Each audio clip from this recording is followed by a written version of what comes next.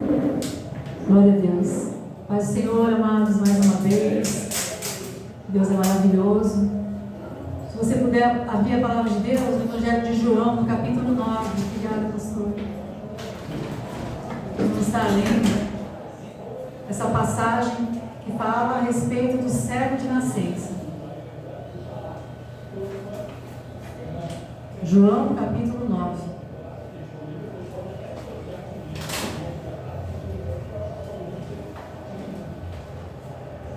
Aleluia, Senhor.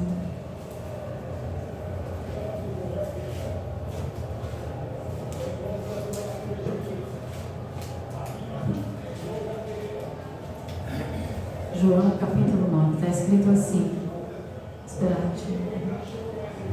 Glórias a ti, Senhor.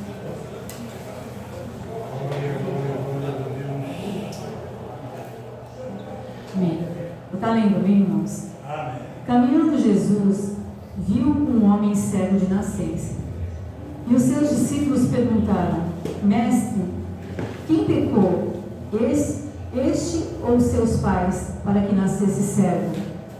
Respondeu Jesus: Nem ele pecou, nem seus pais, mas foi para que se manifeste nele as obras de Deus. É necessário que façamos as obras daquele que me enviou, enquanto é dia. A noite vem, quando ninguém pode trabalhar. Enquanto estou no mundo, sou a luz do mundo. Dito isso, cuspiu na terra e, tendo feito lodo com a saliva, aplicou aos olhos do cego, dizendo-lhe: Vai, lava-te no tanque de Siloé, que quer dizer enviado. Ele foi, lavou-se e voltou vendo. Então os vizinhos e os que dantes o conheciam de vista, como mendigo, perguntavam: Não é este que estava sentado pedindo esmolas? Uns diziam: É ele. Outros: Não, mas se parece com ele. E ele mesmo, porém, dizia: Sou eu. Perguntaram-lhe, pois, como te foram abertos os olhos? Respondendo ele: O homem chamado Jesus fez lodo, untou-me os olhos e disse-me: Vai até o tanque de Siloé e lava-te. Então fui, lavei-me e estou vendo. Disseram-lhe, pois, onde está ele? Respondeu: Não sei. E levaram, pois, aos fariseus o que dantes era cego. E era sábado, o dia em que Jesus fez o lodo e lhe abriu os olhos. Até aqui, amém, irmãos? Glória a Deus. Então, está orando. Senhor, em nome de Jesus, eu quero te agradecer, Pai, por essa palavra que renova a nossa vida, nos fortalece.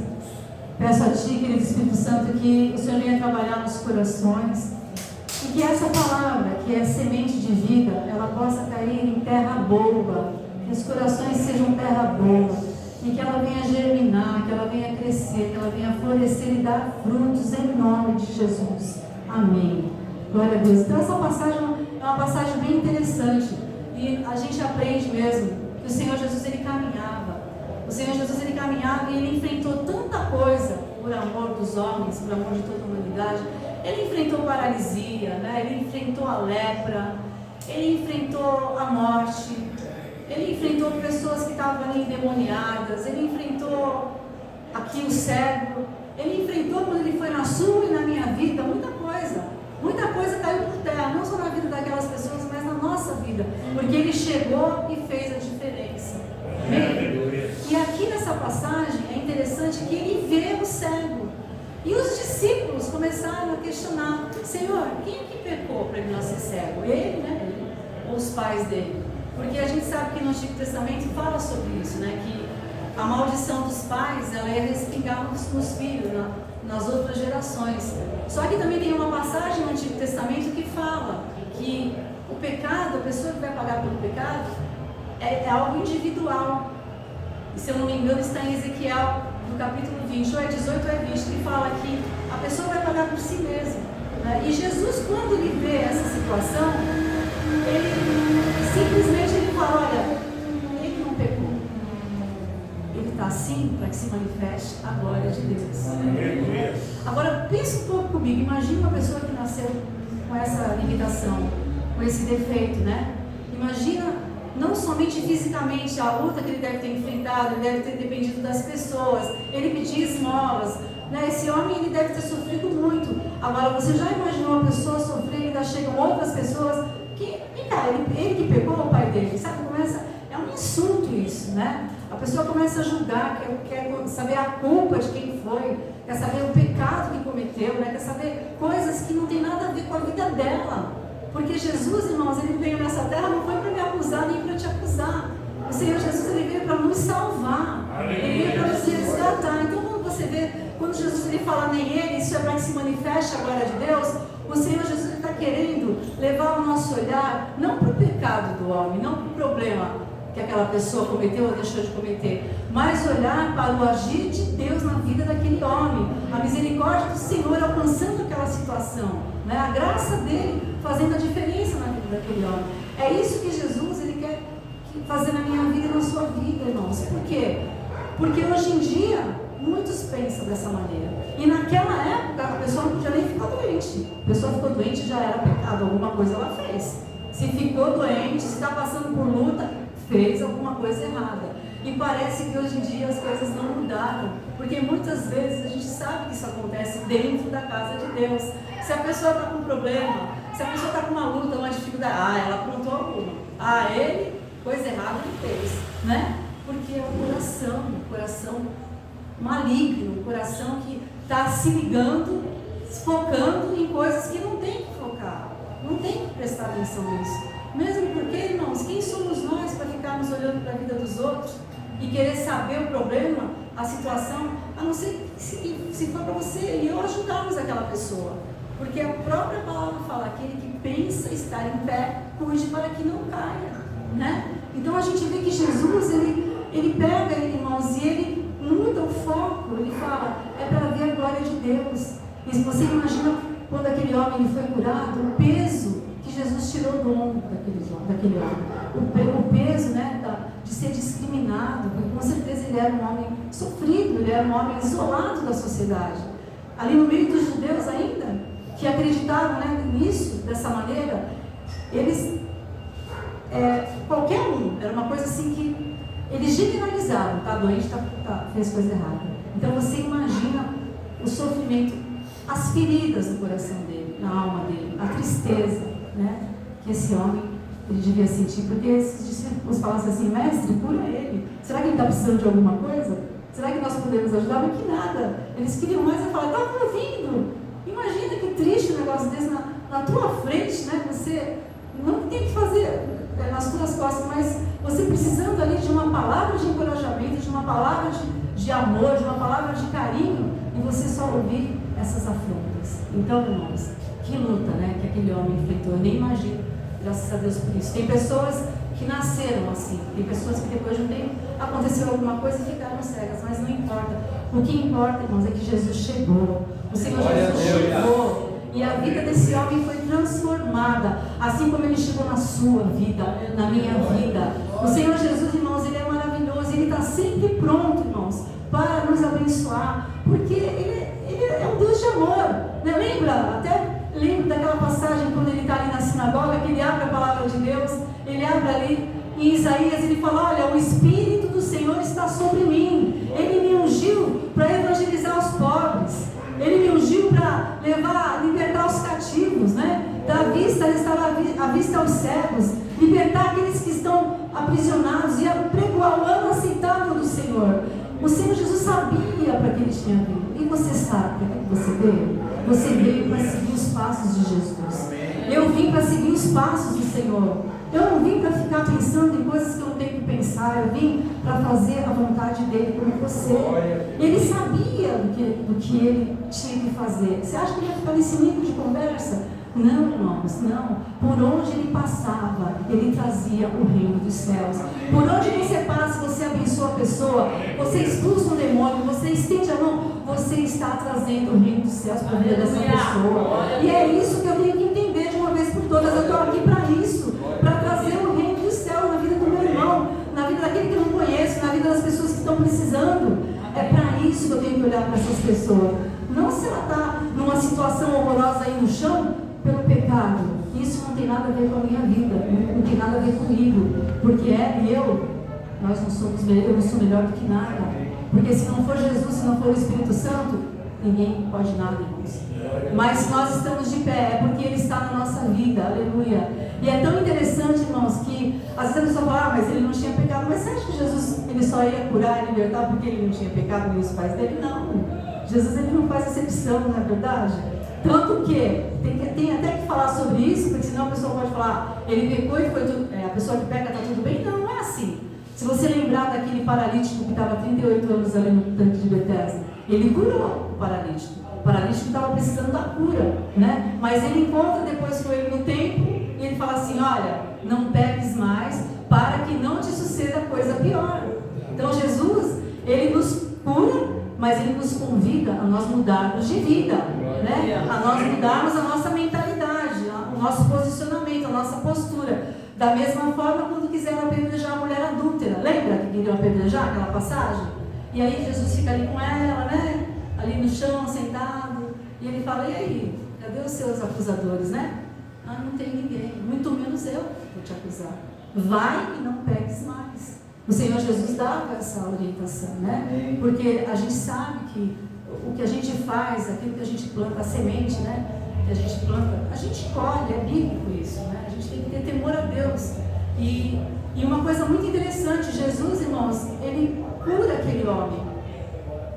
Ele faz um lodo, ele cospe. Eu já ouvi dizer até que o cuspe na cultura dos judeus, isso que é a pior coisa que tem, é uma forma de humilhação mesmo. Aqui também é uma forma, né? Se você faz um negócio desse, dá uma briga tremenda de fazer isso em alguém, né? Então, ele cospe, ele faz lodo, ele passa nos olhos daquele homem. Ali é um momento, é um mistério ali com Deus que a gente não entende muito. Mas o interessante é que ele vai até o tanque, ele obedece à voz de comando. Jesus manda ele até o tanque de Siloé lavar o rosto. Porque Jesus ele nos cura. Jesus ele vem sobre a nossa vida. Mas nós é que temos que nos lavar. Se você trouxer isso para a tua vida espiritual, é você que tem que se lavar. É você que tem que se alimentar da palavra de Deus e se limpar, né? Aquele que é santo se santifique mais. Aquele que é impuro, fique impuro cada vez mais. Porque Jesus está voltando, irmãos. Ele está voltando. Então tem coisas que eu preciso fazer e tem coisas que somente Deus faz. E aquele homem, irmãos, ele foi um homem assim, abençoado, muito abençoado. Por quê? Aquilo aconteceu na vida dele para que se manifestasse a glória de Deus, né? Aquela situação toda de dor, de luta, não foi porque ele estava errado diante de Deus. Quantas coisas acontecem na minha vida ou na tua vida que são lutas, né? Que são dificuldades. E às vezes as pessoas falam, não sei, criticam. Às vezes a pessoa até julga, né? Aquele homem, ele não estava vendo nada, porque ele era cego. Mas a palavra fala, quando você lê o texto, que quando Jesus chega, ele vê. Então ele vê a situação, ele vê tudo o que acontece. Eu quero falar para você uma coisa, não importa a tua luta, não importa o que você está passando, porque às vezes a gente não sabe nem o porquê, a gente não sabe nem dar uma resposta para alguém que venha perguntar alguma coisa, mas Jesus ele responde por você, Jesus ele fala por você, Jesus ele move de um jeito que você não precisa falar, você só precisa confiar, você só precisa descansar, amém? Por quê? Porque nós temos uma história, né? Nós temos uma história. Quantas pessoas aconteceram coisas na infância que elas não entendem, na adolescência, depois de adulto, e é coisa que ficou lá para trás. Jesus ele levou no maior esquecimento todo erro, todo pecado, ele levou. Mas existem aquelas pessoas que ainda querem trazer, né? Como se fosse, pôr em dia o jornalzinho, quer trazer uma coisa que não tem mais nada a ver, e você fica olhando, mas por que isso acontece comigo, né? Mas por que dessa maneira? Não tem problema, meu irmão. Jesus está vendo tudo. Jesus observa tudo. Jesus, irmãos, ele é maravilhoso. A pessoa pode estar te criticando, a pessoa pode estar com pensamentos. Tenha uma coisa no seu coração, mesmo que aquela pessoa não fale, Jesus, ele sabe. Ele conhece os corações. Tanto é que eu fico pensando numa coisa. Eu penso assim, que às vezes Jesus, ele coloca determinadas situações, determinadas pessoas do nosso lado para provocar o nosso milagre. Sabe por quê? Quando você lembra daquela passagem que aquele paralítico ele foi colocado naquela casa pelos amigos, lembra dessa passagem? E Jesus fala o quê? Jesus não fala para ele andar, pega teu leito e anda. Jesus fala, os seus pecados estão perdoados. Se você ler essa passagem, ele vai falar isso. E muitos, sem falar nada, muitos daqueles religiosos que estavam ali, pensaram, quem é esse, né? Que perdoa pecados? Quem é esse? Né? Mas Jesus, ele conhecia o que estava no coração do homem. Jesus, ele sabia. E ele falou, olha, para você saber que eu perdoo o pecado, não só perdoo pecados, que ele é Deus, né? Pega o teu leito e anda. Aquele homem saiu andando dali. Ele não apenas perdoou os pecados, mas ele curou. Então, tem pessoas que muitas vezes a gente nem sabe, mas Jesus sabe que vão estar provocando o nosso milagre. E de repente você vai ver a glória de Deus na tua vida. Porque Deus, ele faz como quer, ele move como quer. Porque ele sempre vai exaltar aquele que é humilhado, irmãos. Aquele que, sabe, humilhado se não exaltar, é bíblico isso. E ele faz isso mesmo, ele faz dessa maneira, ele fez e continuou fazendo. Porque esse mesmo Deus, esse mesmo Espírito Santo que fez isso com aquelas pessoas, ele está aqui hoje, ele faz isso comigo e com você. Não importa o que você passou, não importa a tua luta, ele conhece você. Ele olha para você, não por uma coisa que você fez ou deixou de fazer, como ele olhou para aquele cego, ele quis ajudar, ele quis amparar, acolher, ele quis abençoar, ele quis curar por dentro. Porque não adianta, irmãos, a pessoa às vezes ela é curada por fora, mas por dentro ela está cheia de cicatrizes que precisam ser fechadas. E Jesus, ele sabe muito bem como que está o nosso interior. Então ele faz a obra completa na nossa vida. Ele é Deus soberano, ele é Deus sobre todas as coisas. Aleluia. E a gente vê, né, irmãos, que foi um grande ensinamento para todos aqueles que estavam ali, murmurando, não entendendo, até mesmo os discípulos. Vão falar, como que ele ajuda, como que ele faz isso no sábado? Estavam falando que ele estava desrespeitando, porque ele estava curando no sábado. Mas a gente aprende o quê? Que o Senhor é o quê? Do sábado? Ele é Senhor do sábado, ele é dono, ele é Senhor. Porque Deus, ele fez o sábado para abençoar o homem, para o descanso do homem. Ele não fez o homem para abençoar o sábado. É esquisito, né? O homem. Aí começaram a colocar um monte de regras, você não pode isso, você não pode aquilo, mas quem vê e sabe interpretar melhor do que ninguém a palavra de Deus é Jesus.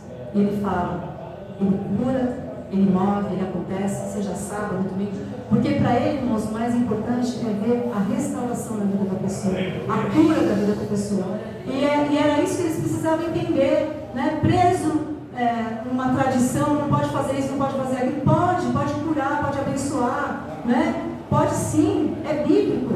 É pecado quando a pessoa tem algo para fazer e não faz para aquela outra pessoa, né? Se você pode fazer e não faz, está pecando. E Jesus, ele mostrou isso.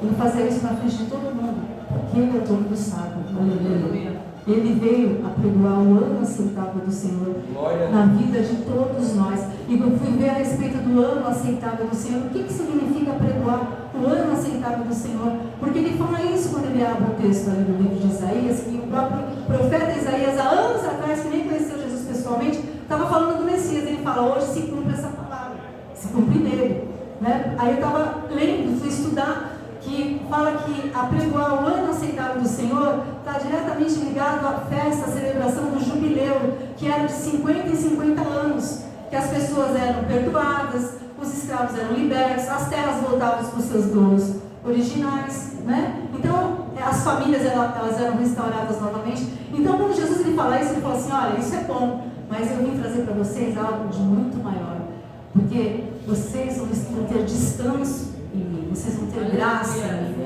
vocês vão ter paz em mim, vocês vão ter virtude em mim, vocês vão ter restauração em mim, vocês vão ter a salvação em mim. É muito maior do que esse jubileu, aleluia, porque eu posso mudar a sua sorte, eu posso mudar a sua história, aleluia.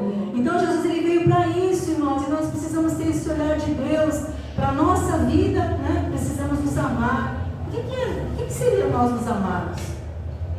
Colocar essa palavra em prática. Quanto mais você coloca essa palavra em prática, mais você se ama, porque mais você fica parecido com Jesus. Aleluia. Mais você fica cheio da graça, mais você fica cheio da unção.